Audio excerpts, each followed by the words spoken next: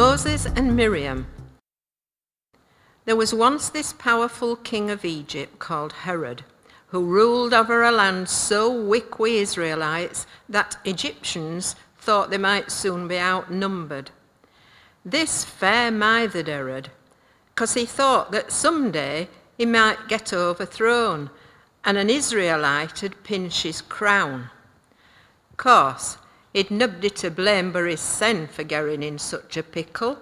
It were him that had given permission for all captured Israelites to be carted into Egypt, and it were him that allowed poor beggars to be bought and sold as slaves.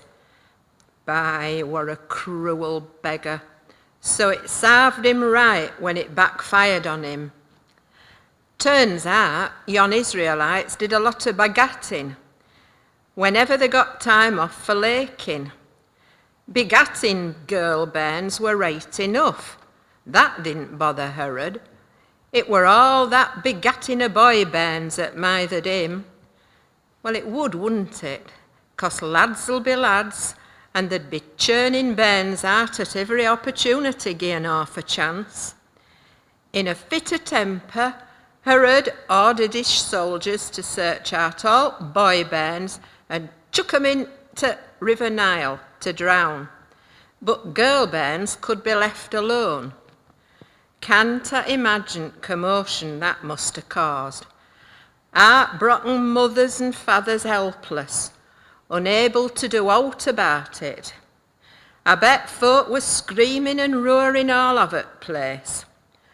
But there were this one crafty Israelite woman who, instead of sat there roaring, had worked out a plan.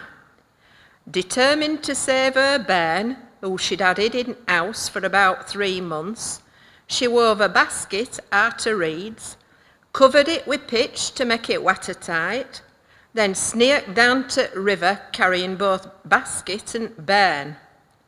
Woman settles bairn in basket and shoves it out of sight in among some tall grasses at water's edge, and leaves bairn's sister Miriam to keep an eye on things. King Herod's daughter spots young basket as she's bathing in river. Curious, she sends her maids over to fetch it, takes a shine to bairn and decides to keep it. Miriam runs over to see what were happening and puts a mam's name forward as a wet nurse, so bairn's own mam ends up looking after him till he's old enough to be taken back to live in palace. Herod's daughter picked name Moses 'cause she'd fun him in water, and I reckon she must have cottoned on at it were an Israelite's bairn. Aye, things worked out well in end, and it must have felt good, so now they knows.